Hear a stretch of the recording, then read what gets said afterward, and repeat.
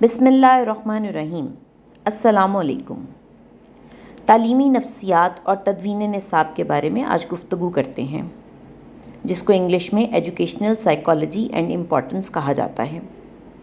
چونکہ نفسیاتی علم کو ذہنی صحت کے مسائل کو سمجھنے اور حل کرنے کے لیے استعمال کیا جاتا ہے، اور اس لیے اس کا اطلاق مختلف انسانی سرگرمیوں پر ہوتا ہے۔ اس ضمن میں سب سے اہم انسانی سرگرمی تعلیم سے متعلق ہے، اور تعلیمی نفسیات کے ذریعے اسکولوں میں بچوں کی تعلیم و تربیت کے حوالے سے مختلف مسائل زیر بحث لائے جاتے ہیں اور ان کا حل تلاش کیا جاتا ہے۔ تعلیمی نفسیات اکثر معلم کے تعلیمی منصوبوں میں مددگار ثابت ہوتی ہے۔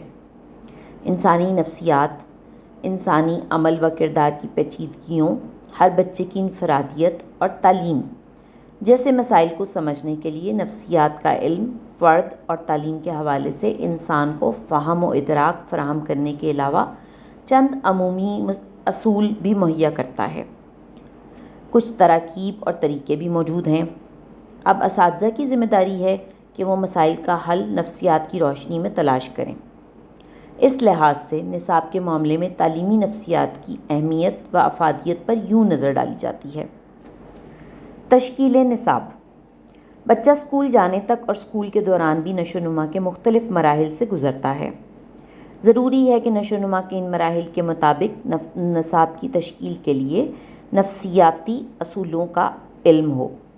ایک اچھا نصاب وہ ہوتا ہے جس میں طلباء کی ضروریات، نشو و نما کی خصوصیات، تدریسی حکمت عملی یا طریقہ اور معاشرے کے مقاصد کو مد نظر رکھا جائے۔ مؤثر طریقہ ہائے تدریس: در حقیقت جماعت کی تدریس کے ضمن میں کوئی ایک طریقہ مخصوص نہیں کیا جا سکتا، کیونکہ جماعت میں مختلف اقسام کے طلباء موجود ہوتے ہیں۔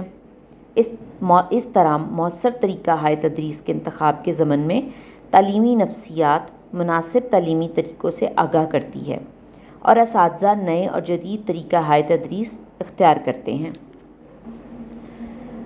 عملے تدریس کا ادراک: روزمرہ کا مشاہدہ یہ ہے کہ بعض اساتذہ کمرہ جماعت میں نہایت کامیاب انداز میں پڑھاتے ہیں، لیکن بعض اساتذہ اپنے اس مقصد میں ناکام ہو جاتے ہیں۔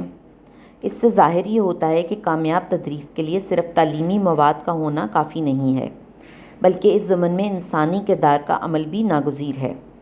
استاد کو علم ہونا چاہیے کہ اس سے پڑھنے والے طلباء کی نشو و نما کی خصوصیات کیسی ہیں، اس میں اہلیت کس درجے کی ہے، اس کا ماحول کس طرح کا ہے۔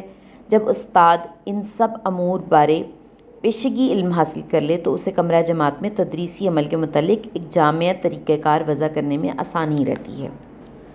مسائل کا ادراک: بچوں کے مسائل کے ادراک اور ان کے حل کے ضمن میں تربیت یافتہ اور غیر تربیت یافتہ اساتذہ بہت فرق ہے۔ جو استاد انسانی کردار کے مختلف اور انفرادی پہلوؤں سے بخوبی باخبر ہوتا ہے، وہ مسائل حل کرنے میں اپنے نفسیات کے عمل کو بروئے کار لاتا ہے۔ اور آخر میں ذہنی صحت کا علم: مؤثر تعلیم کے لیے ضروری ہے کہ متعلم اور معلم ذہنی طور پر صحت مند ہوں۔